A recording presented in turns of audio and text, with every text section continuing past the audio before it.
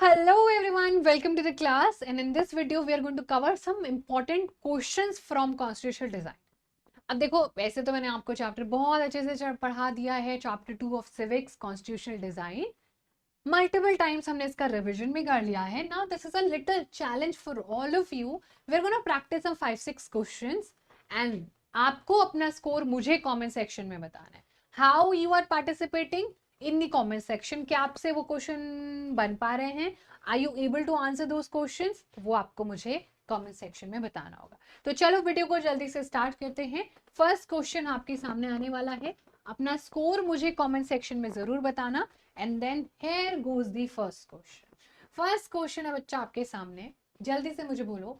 What was the native population known as the black of Africa in the 17th century. मतलब what was actually the percentage आपसे basically पूछा है. Was it 2/3, 2/3/4, half, 1/4? So as far as we remember that they were 75%, right? 75% of population was actually black, which were the African natives, and rest of the people were actually Europeans जो उनके ऊपर राज कर रहे थे. तो answer बताओ जल्दी से, क्विकली जल्दी से बोलो आंसर क्या होगा. कैन वी से 3/4? तो were you able to answer this? Let me know in the comment section, obviously. Then we have next question. जल्दी से पढ़ो and try to do this. Now let's just try to answer. Which one of these was the most salient underlying conflict in the making of a democratic constitution in South Africa? South Africa और उसके neighbours के बीच में, main और women के बीच में. हाँ, white minority and black, white majority and black minority, coloured minority and black majority. बच्चा क्या सबसे अंडरलाइंग फैक्टर था?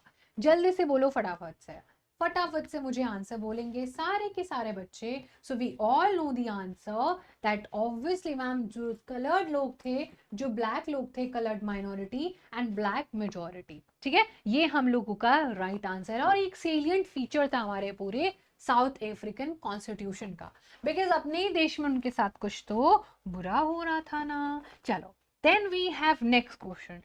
Take your time and answer this question. हाँ जी everyone. Which of these is a provision that a democratic constitution does not have? एक democratic constitution के पास क्या नहीं होता है? Power of the head of the state होते हैं शायद. Name of the head of the state होता है. पता नहीं. Powers of the legislature, ma'am ये तो डेफिनेटली होता है. या फिर नेम ऑफ द कंट्री. कुछ तो समझ नहीं आ रहा है, क्या होने वाला है इसका आंसर. चलो आओ देखते हैं. तो बच्चा आपको पता है कि जिस भी प्रोविजन में, which of these is a provision democratic country does not have name of the country. So it does not have the provision of having name of the country. ठीक है बच्चा, चलो.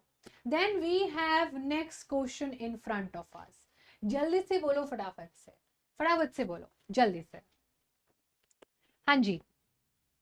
Train, buses, taxis, hotel, hospital, schools, colleges, library, cinema halls, theatre, beaches, swimming pools, public toilets, all were separate for the whites and black. और इस पूरे system को कहते क्या थे?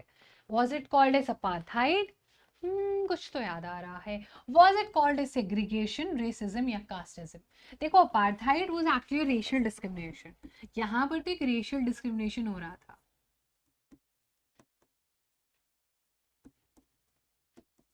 Racial discrimination, and this racial discrimination was actually happening with the African native people.